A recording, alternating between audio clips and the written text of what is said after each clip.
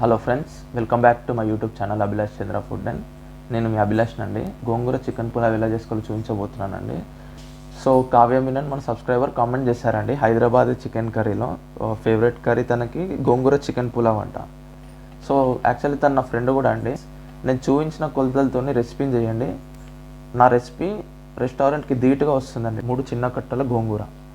ఇది పెద్ద మెంతం కూర అండి. పెద్ద మెంతం కూర ఇంత కట్ట వస్తుంది.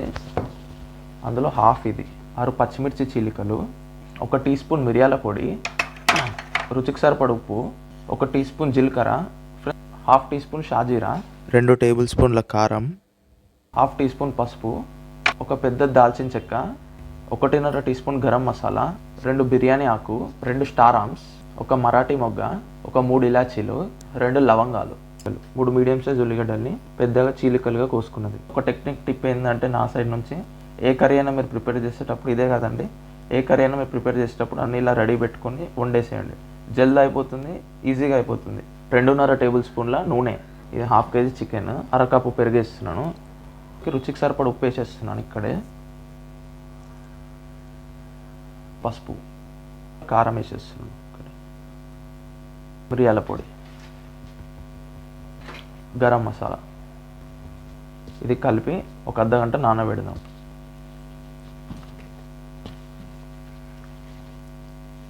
ఈ గ్లాసుతోని 4 గ్లాసుల బాస్మతి రైస్ని కడిగి పెట్టుకున్నామండి. రెసిపీ ప్రత్యేకత ఏంటంటే, చికెన్ మనం గిన్నెలో కుక్కర్లో వండుతాం ఏదైనా పులావ్ బిర్యానీ కానీ. సో మనం కుండలో వండబోతున్నాము రెసిపీని. సో ఫ్రెండ్స్, ఇది కుండలో కాకుండా గిన్నెలో వండుకోవాలంటే కూడా సేమ్ నేను ఎలా చెప్పినా అలాగే వండేసేయండి. ఇప్పుడు ఈ గిన్నెలోకి కాస్తంత ఆయిల్ వేస్తున్నాను, గోంగూర వేస్తున్నాను, పెద్ద మెంతం కూర కూడా వేస్తున్నాను. ఇందులోకి 3 పచ్చిమిర్చి చీలికలు వేస్తున్నాను. ఫ్రెండ్స్, హై ఫ్లేమ్లో 2-3 నిమిషాలు వేపుకున్నాం వీటిని. ఇప్పుడు మంటను లో ఫ్లేమ్లోకి చేసుకొని 2 టేబుల్ స్పూన్ల వాటర్ వేస్తున్నాను. మూత పెట్టుకొని దగ్గర అయ్యేంత వరకు ఉడికించుకుందాం దీన్ని. సో ఇప్పుడు ఇది చల్లార్చుకొని మెత్తటి పేస్ట్ వేసేసాలి దీన్ని. ఇప్పుడు ఫ్రెండ్స్, కుండ కాగాక ఇందులోకి ఇందాక చూపించిన నూనె వేసాను, అలాగే 3 టేబుల్ స్పూన్ల నెయ్యి వేసాను. ఈ నూనె నెయ్యి బాగా కాగాక మంటని లో ఫ్లేమ్లోకి చేసుకొని ఇందులోకి ఇందాక చూపించిన మసాలా దినుసులు వేస్తున్నాను. 3 పచ్చిమిర్చి చీలికలు, ఉల్లిగడ్డలు వేస్తున్నాను. ఉల్లిగడ్డలు మెత్తబడ్డాక ఇందులోకి 1 టేబుల్ స్పూన్ అల్లం వెల్లుల్లి పేస్ట్ వేస్తున్నాను. ఉల్లిగడ్డల్ని కలుపుతూ గోల్డెన్ బ్రౌన్ కలర్లోకి తెచ్చుకున్నాం. చూడండి, ఈ విధంగా మొత్తం గోల్డెన్ బ్రౌన్ కలర్లోకి వచ్చేసారు ఉల్లిగడ్డ అనేది. ఉల్లిగడ్డ గోల్డెన్ బ్రౌన్ కలర్లోకి వేపుకోవడం చాలా ఇంపార్టెంట్ అండి రెసిపీకి. మ్యారినేట్ చేసి పెట్టుకున్న చికెన్ యాడ్ చేస్తున్నాను.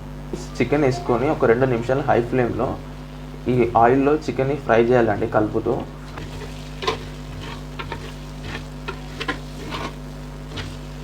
పేస్ట్ చేసి పెట్టుకున్న గోంగూరని వేస్తున్నాను. సో ఫ్రెండ్స్, ఇందులోకే ఈ గోంగూర మెంతం కూర పేస్ట్ చేసుకున్న మిశ్రమాన్ని వేస్తున్నాను. ఇది బాగా కలిసేదాకా కలిపానండి. ఇప్పుడు మూత పెట్టుకొని ఒక 3-4 నిమిషాలు లో ఫ్లేమ్లో ఉడికించుకుందాం దీన్ని. ఒక 2 గ్లాసెస్ వాటర్ వేస్తున్నాను నేను. సో ఒక 500 ml వాటర్ అనుకోండి. ఇందాక కడిగి ఉంచుకున్న బియ్యాన్ని కూడా వేస్తున్నాను. ఈ రైస్ వేసుకొని ఒకేసారి ఈ విధంగా కలపండి. ఒకటేసారి అండి, ఎక్కువసార్లు కలపొద్దు. ఒకటేసారి ఈ విధంగా జస్ట్ ఇలా కలిపి హై ఫ్లేమ్లో మూత పెట్టి వదిలేయండి దీన్ని. ఫ్రెండ్స్, సరిగ్గా 10 నుంచి 12 నిమిషాలు హై ఫ్లేమ్లో మూత పెట్టుకొని ఉడికించుకున్నాం దీన్ని.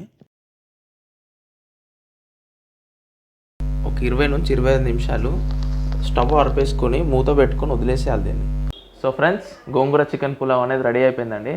సో ఇది మన సబ్స్క్రైబర్ కావ్య గారి ఫేవరెట్ డిష్ అంట. సో కావ్య, ఈ డిష్ను తప్పకుండా ట్రై చేయాలి నేను చూపించినట్టు.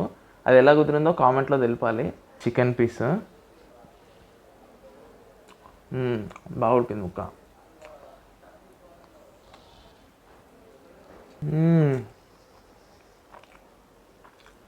చాలా బాగా వచ్చింది రెసిపీ. సో ఫ్రెండ్స్, మీకు కూడా ఇలా ఫేవరెట్ డిష్ ఏదైనా ఉంటే నాకు కామెంట్ చేయండి. నేను తప్పకుండా అది వీలైనంత తొందరలో వండి పెట్టేస్తాను. సో రైస్ అనేది చాలా బాగా కుక్ అయింది, పీస్ కూడా బాగా కుక్ అయిందండి. సో ఫ్రెండ్స్, వీడియోకి ఒక లైక్ వేసుకోండి.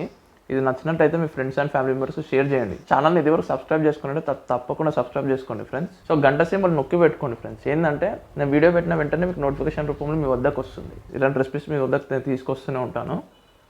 వీలైనంత తొందరలో ఇంకో కొత్త రెసిపీతో మీ ముందు ఉంటాను. అంతవరకు ఉంటాను ఫ్రెండ్స్. Thank you.